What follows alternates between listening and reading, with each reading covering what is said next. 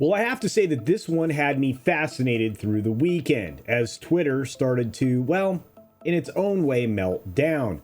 Today, we're going to head into the bowels of Twitter and kind of figure out all the narratives around this data rate limiting practice that's been put into play for a whole lot of reasons. Because there's a lot here, and some of it's not being discussed. And if you're interested in a similar report, you may see this quite soon in writing on one of the many websites that we trust here on the internet.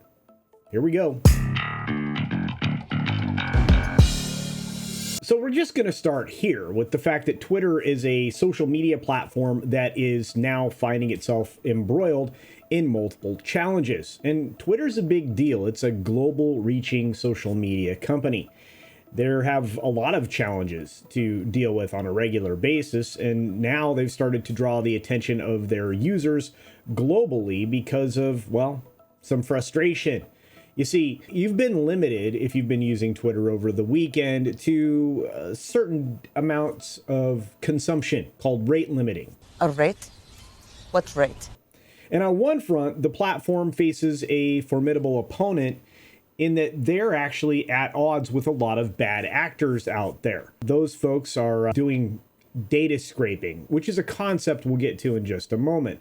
This is kind of an automated system of scouring a website and extracting tweets and user data, and that eats a huge amount of bandwidth and poses a significant security threat, not just to Twitter itself, but to all of its users.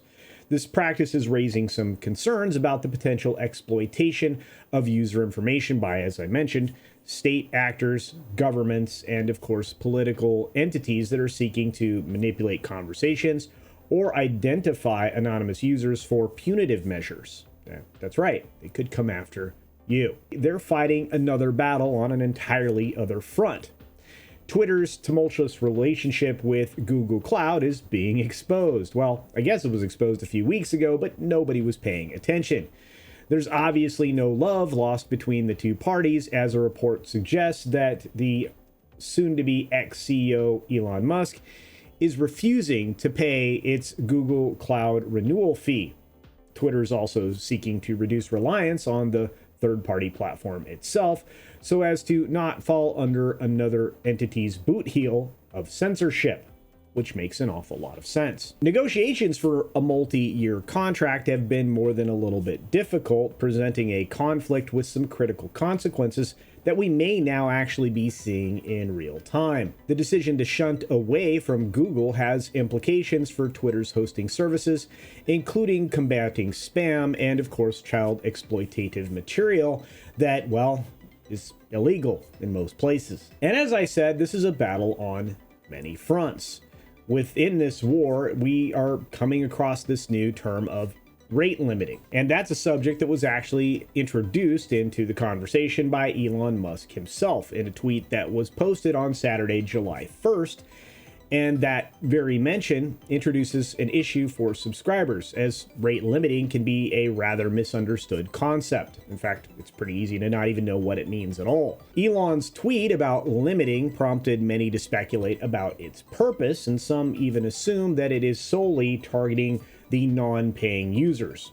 And to some extent, I guess that's a little bit true, but there's more to the story. In fact, the reality is far more complex. You see, rate limiting acts as a protective measure not only for users, but also for the entire Twitter network itself. It mitigates the risk of catastrophic events arising from data scraping activities, specifically not allowing for, well, the access of bots and targeting those bots because, well, it creates some barriers. What is data scraping? Well, data scraping in its most general form refers to a technique in which a computer program extracts data from output generated from another program. Data scraping is commonly manifested in web scraping, the process of using an application to extract valuable information from a website. And there you are. And again, if you want to look at the whole thing about data scraping, check the link down below in the description. And in service of all of that, Twitter is working diligently to strengthen its network security and prevent future large-scale scraping events that could strain its servers and drain its financial resources, potentially endangering the platform's viability. At the same time, it's also employing these measures to protect all users of the platform from some very nefarious things. And that's actually the real meat of the conversation here. It's the meat in the sandwich, so to speak. Rate limiting practices that are actually leading us down a very involved rabbit hole that I think will take some explanation. And as I mentioned before, the speculation that is prevalent out there is that this is Twitter's way of pushing people more towards paid subscriptions, and API usage fees extend beyond financial considerations, which actually makes a lot of sense because while admittedly they're going to make some more money with those services, it actually also plays a vital role in ensuring the platform's independence. It helps to deter malicious actors, and it actually keeps it free of, well, a lot of external control. So we can exercise freedom and free speech. Essentially, by introducing some financial barriers, Twitter aims to actually restrict the scale at which bad actors, including China or some adult entertainment companies, can actually operate and exploit their systems. And this approach actually safeguards user experiences. It protects the free speech I just mentioned, and it shields the platform from hacking through automated prawn, I'm using a different word there, and other, well, very bad, nefarious activities. And I want to expand upon those nefarious activities once again, because I mentioned them offhand before, but we're talking about foreign bad actors of all types. They're seeking to gain information on citizens, journalists, and pretty much any and everything out there that they can get their paws on.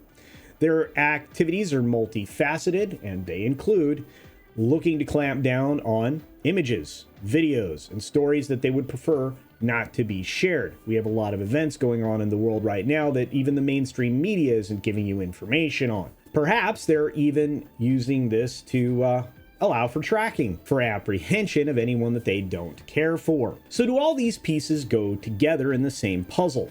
To put it bluntly, yeah. If we look at it broadly, it becomes evident that Twitter's multi-theater battle against data scraping, its diminished relationship with Google, and the implementation of rate limiting actually share intertwined motives. Yet, through these measures, Twitter seeks to maintain user privacy, bolster financial stability, protect against security threats, and establish a free speech environment for its global community, which I think we would all agree is rather important. Elon has been indicating with each update during the course of all of these events that this will remain a temporary thing. In fact, with increases to rate every few hours over the last several, things seem to be getting better.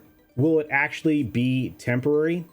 A temporary limitation? I guess we'll have to wait and see. I, for one, think that if I miss a few less tweets every day, that could possibly be a good thing in my life. I'm also quite sure that many other people will benefit from that as well. Because guess what?